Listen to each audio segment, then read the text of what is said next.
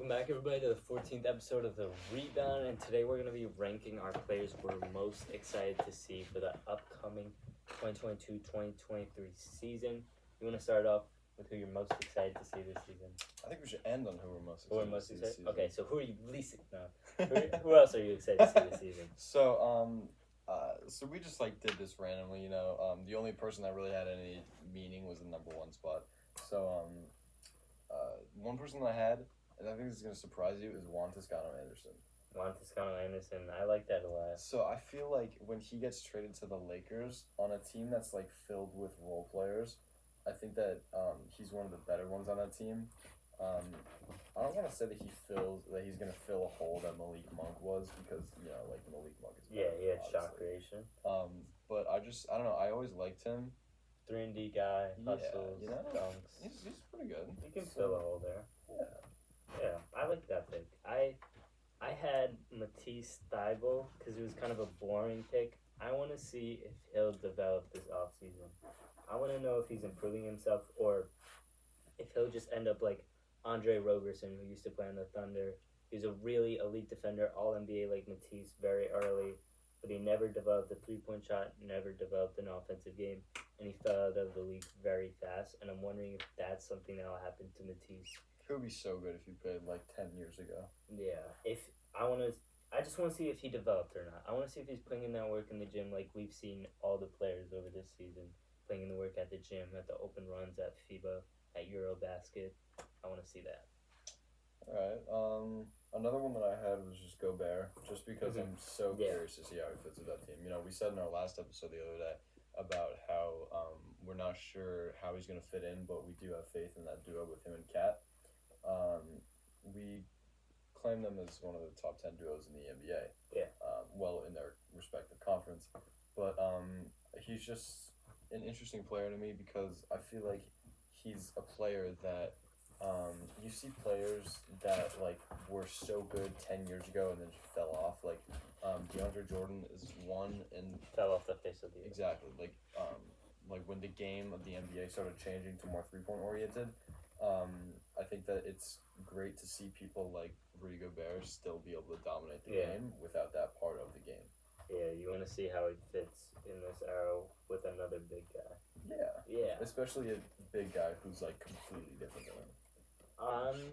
I had a slash player here. I had Clint Capella and Onyeka Okongwu. I want to see who wins that starting spot. Onyeka was really good for the season, and he was getting more minutes than Clint Capella. Clint Capella fell off a little bit because he was hurt a little bit, and I want to see if he takes that step up, and he's got to take that step up defensively and offensively to earn that starting spot and hopefully bring that Hawks team back to where they were before with Trae Young and DeJounte Murray. Yeah, I think that he was an interesting player from the start. He went top 5 in that draft, right? Or top 10? He was top 10, yeah. Okay, so he went top 10 in that draft a few years ago. And I remember that was one of the first drafts that I watched, or was the first draft that I ever watched, and I was just curious to see where he went because I had seen his name in Bleacher Report or whatever in weeks prior. And he got picked pretty high, and I think it was 7 or something, doesn't matter. But they didn't play him for a long time, and it wasn't even an injury. They just didn't play him for a while, and I was like, you wasted a pick on this guy. Why aren't you playing him? And then his injury started to roll in that year. I don't want to say he proved himself because he wasn't going insane, but I agree. I think that's a good pick. All right. Who'd you have next? I have Anthony Edwards. I think that this is a year because he's entering his 3rd year now. Yeah. So he's entering his 3rd year now. Still salty he didn't get Rookie of the Year, even with LaMelo's injury in his freshman year. But I think that I think that this is the year that Ant can make a stretch. The 3rd year I feel is a year that a lot of players make their jump. This is when Kobe made his jump.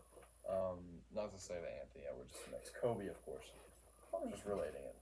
I think that Ant is one of the most exciting players in the league.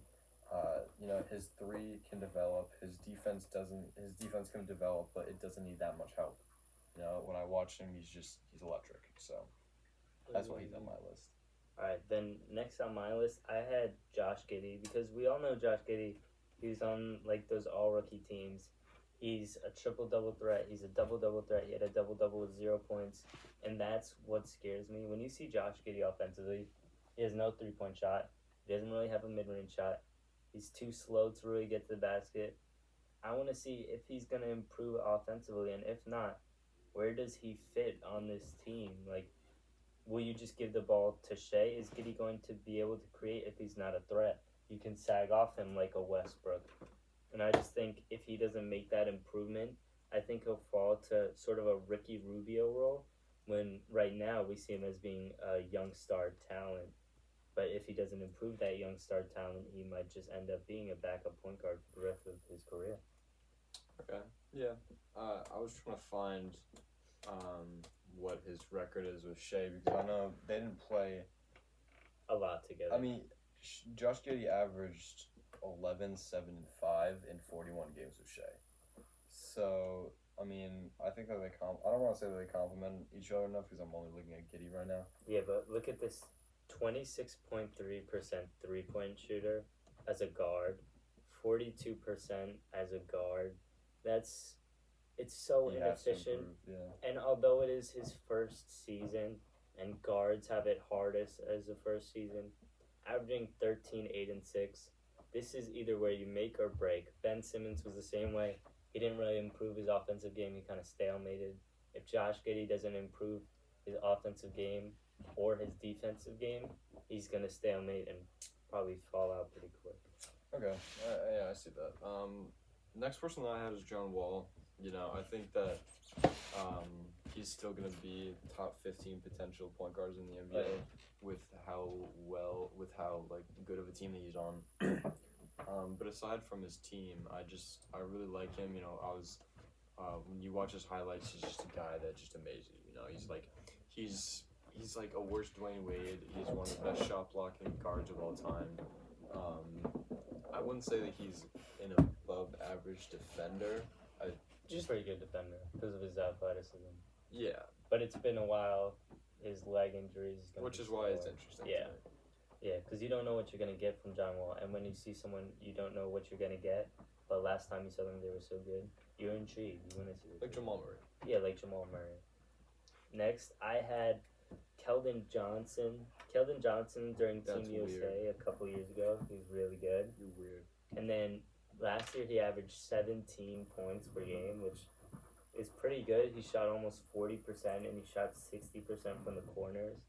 When Keldon Johnson has his own team, when DeJounte Murray's gone, I want to see if he takes that passing leap and that scoring leap. And if he does, I think he can make an all-star game. If there's like an injury replacement and Keldon's averaging like 23 and 8 and 3, I think he can make that all-star team because he's a really good, well-rounded player, plays defense, plays offense, shoots the ball well. I just think he needs more opportunity to become his own player. Okay, I see that. I'm just trying to see Keldon Johnson without DeJounte because he's making an interesting point. He averages worse. He averages worse with DeJounte without DeJounte. So it's interesting, and he only averages 2.5 assists. So I don't know how he's gonna lead that team. It's just the point guard position right now is so empty. It's Josh Primo, a really young guy, and Pop. He put Keldon in Team USA when he was probably the worst player there. Didn't really deserve it, but he had faith in him, and I think he'll have faith in him being his point forward. I think he'll have faith in him being his scoring guard, his lead guard. I mean, he's a really good 3-point shooter too. He's an elite 3-point I'm looking shooter. at his numbers, and he shot 4 for 4, 2 for 3. He's got pretty good numbers. Yeah. So next person on my list, I have Kawhi Leonard. I would have put Paul George on this list, but just because we saw him last season and we didn't see Kawhi, and we hadn't seen Kawhi for so long, and he was a player that amazed me from the first time I saw him. You know. So I'm just really interested to see what he can do this season. I think that the ceiling for the Clippers is the championship. Their floor is second round exit, I say. So I have a lot of faith in that team, and especially Kawhi and his ability to lead that team. He got bigger, he got stronger. I can't imagine that he got any worse.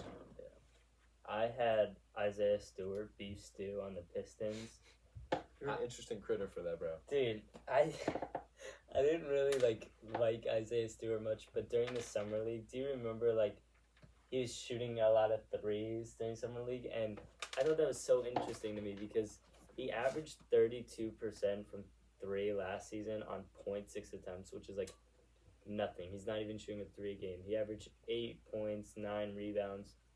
But this year, Jalen Duren is coming for his starting spot. Kelly Olynyk is coming for his starting spot. Nerlens Noah is coming for his starting spot. And him learning how to shoot as a short center, he's only 6'8", that's as tall as Josh Giddey. Him learning how to shoot and trying to maximize his game and maximize his career shows me he wants to be in this league and be someone who's around for a long time. And I love to see that, and I love to see him improve. And I'm interested if he's going to take those shots during real games.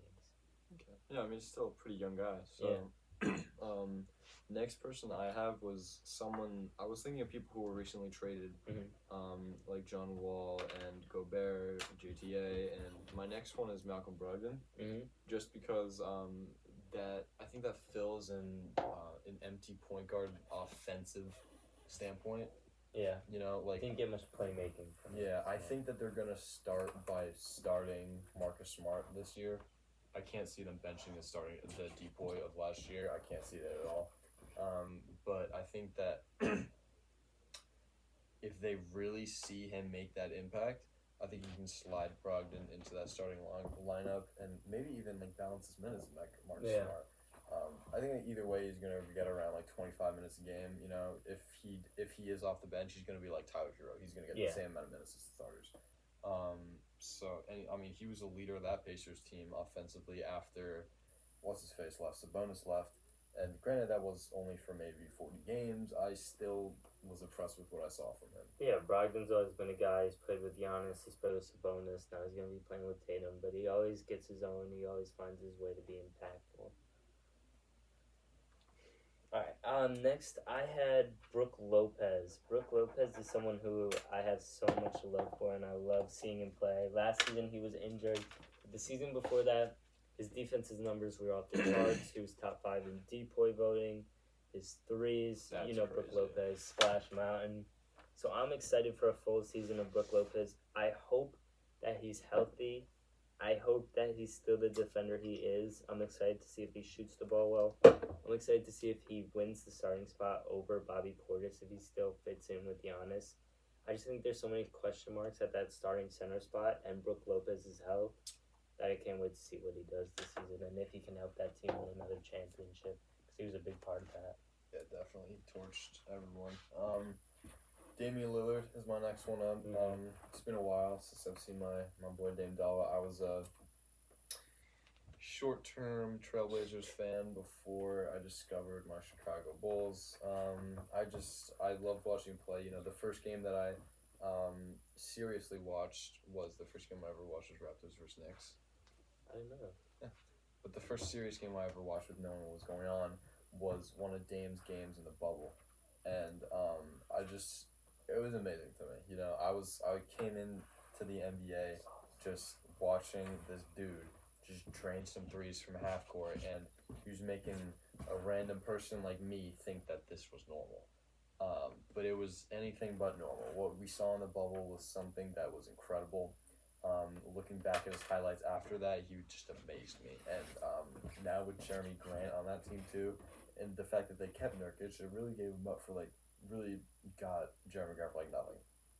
It just shows to me that team, they're smart. They're smart. They're gonna do a lot together this year. So I'm excited for them. Okay, next up on my list, I had Jared Vanderbilt. He's not really a name most people know. I'm excited because now that he's on the Jazz with no one really else on the Jazz, he's going to be their number one defender first off, just like he was on the Timberwolves. And I'm hoping he gets some chances at offense because he can't shoot at all, really. But his form looks good. He can't shoot middies really at all. He's limited to sort of a dunker, rim roller kind of guy. But if he's on a team where he can experiment and be someone impactful, then maybe he can learn to get an outside shot, make some layups. And I could see him being an all-defender this year, because last year he was on the fringe because he didn't get as many minutes. He was swapping with McDaniels on the Timberwolves, but now that he's on his own team, getting his full defensive minutes, I think advanced stats will show it. I think the eye test will show it. I think people will see it, and I think he'll be in that all defensive category. Okay.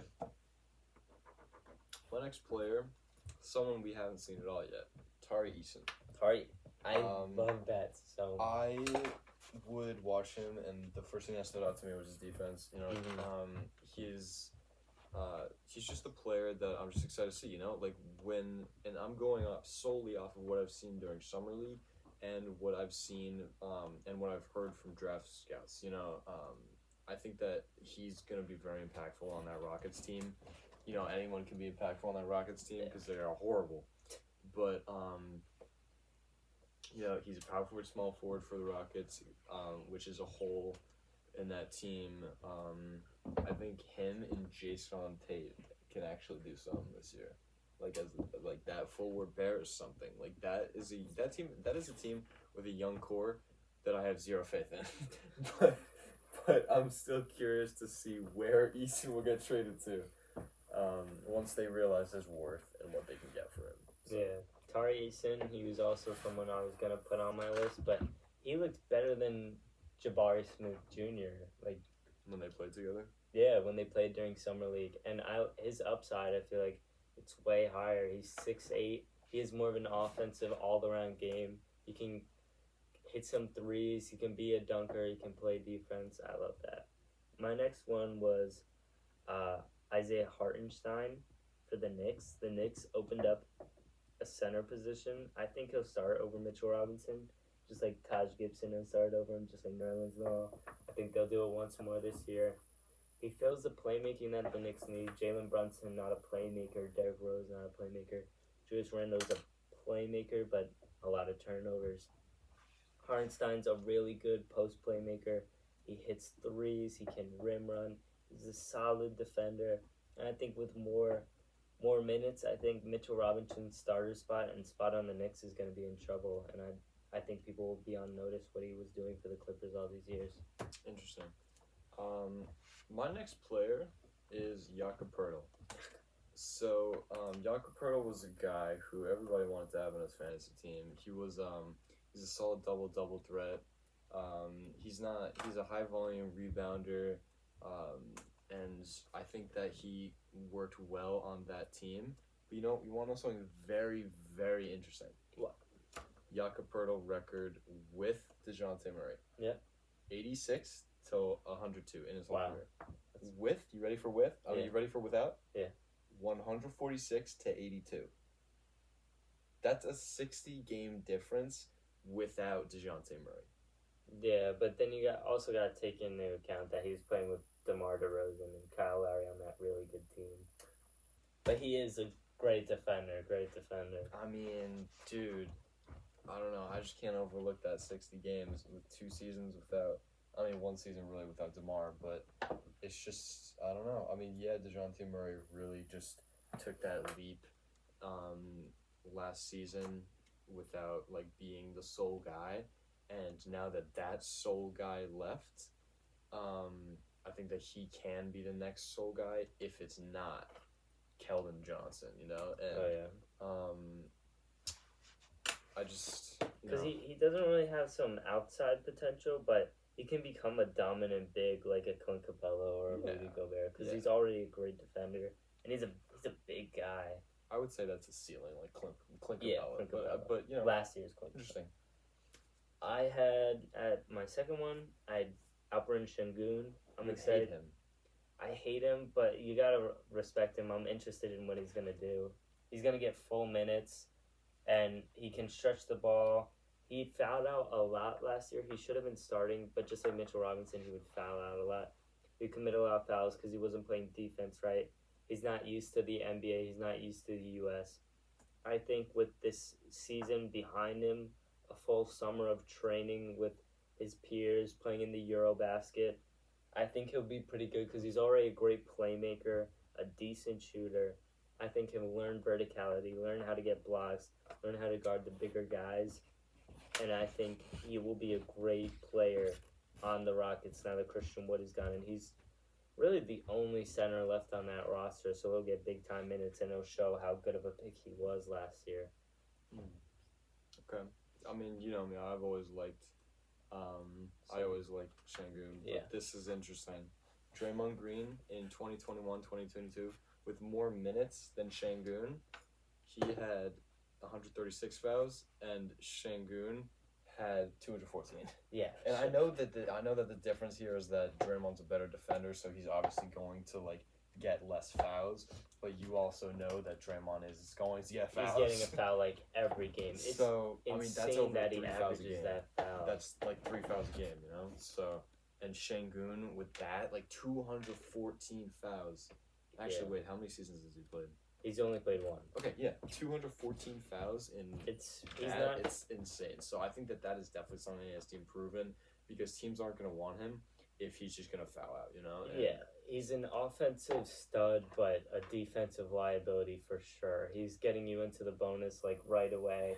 He's not really doing much because he's out. Wow. So I'm looking at his defensive rating right now. On less than 6 feet. So when they're right in the paint, right in his face, people shoot 61% on him. Jeez. Less than 10 feet, 60%. And then 2-pointers, 56%. And overall it's 50%, but that's just because people are shooting highly contested 3-pointers and missing them. But his true center value is really low if you're averaging 65%. You're saying like Isaiah Thomas could go up and just score a layup on Alperen Şengün because that's how bad of a defender he is. Yeah, I mean, he played 72 games last year, so, I mean, that's a whole lot of fouls. Yeah, that's a lot of fouls. So, alright, so I'm going to start us off with my number one. Yep. Lonzo Ball. Lonzo. So, you know, that improvement of this 3-point shooting, you know, he just fixed from this to this, you know, he got a lot better. It looks perfect now. I love watching Lonzo. I saw him play in real life, and real life, you know what I mean? Because, you know, NBA is fake. But I saw him play in person, and he kind of sucked that game. He shot 42% from 3. 42% from 3 this year. Wow. And granted, he only played like half the season for Chicago. Still. He fits so well on that team. He fits so well. On a team that needed a defensive guard because all they've had in the past was Zach and Kobe White, who are horrible defenders, like Lonzo and AC, like you get 2 defensive guards to back up 2 horrible defensive guards. They fit perfectly. So I'm very excited to see what he can do this season. I'm not sure if he'll be ready opening night, but I really don't think we'll be trading him before the trade deadline. I think we'll keep him because we didn't see that much of him last season. And that's mine. At my number one, I had Colin Sexton, who was just recently traded. He came into the league averaging 17 points, then he averaged 21, then he averaged 24. This season he was hurt, only averaging 16. We know that's not Colin Sexton. He's a pretty efficient scorer. He's a streaky shooter. He's not really much of a defender. But on a team like the Jazz, when he's really the number one option, because people like Conley, Bogdanovich, and Clarkson will be traded away to contenders, Colin Sexton will be one of the people left. They signed him to a 4-year deal, so they have faith in him to be that scorer. And I think he can be a player like a Donovan Mitchell that can pass when need be, when he's doubled or tripled, because he's played point guard sometimes. He can defend when he wants to, but we haven't seen that since college and high school because he wasn't playing meaningful basketball. But I think he can average maybe, if we saw him average 23, I think we can see him average 27 on a team like the Jazz. I agree. Yeah, because, I mean, he's kind of had the same role his entire career. Yeah. You know, like for 4 years on Cleveland, he was the best player on that team. You know, he never played with LeBron. I mean, do you remember this? Colin Sexton was like, let's run it back, let's LeBron. run it back, And then a LeBron. few days later, LeBron got traded. But yeah, he's kind of going into the same role. You know, he's on a team that's in the middle, that's going into a rebuild. And we're seeing the result of the Cavs rebuild as amazing. And you know, Colin Sexton was supposed to be the centerpiece of that, but now they've just gotten better. Who knows what's going to be in his future? I can definitely see him being an all-star this year. Dude, when you're getting mentored by Jordan Clarkson on how to score, Mike Conley how to defend and assist as a young point guard, you have Vanderbilt, Jared Vanderbilt backing up your defensive line, you're able to go out and do whatever you want. And Coach Quinn Snyder, I think he'll scare him into being a good player because Quinn Snyder's creepy, but Quinn Snyder will. I think he'll make him into a solid all-star player, just like he's done with Gordon Hayward, just like he's done with Donovan Mitchell. I think that's another player I would have put on my list, Jordan Clarkson. Because I don't know if we're gonna start him this year. I don't know, or if he'll even be on that team for like 10 games. Because that's someone any team could use, like the Mavericks, like the Lakers. Any team would want Jordan Clarkson scoring. He's just the worst Tyler Hero, so why not, right? Yeah, why not let it fly? Worst 2K player of all time. Oh, he's so bad in 2K. Yeah. But it's another discussion. All right. That's gonna do it for the 14th, 13th. I don't know. This episode of the Rebound. Thank you very much for watching. Have a great day. Peace.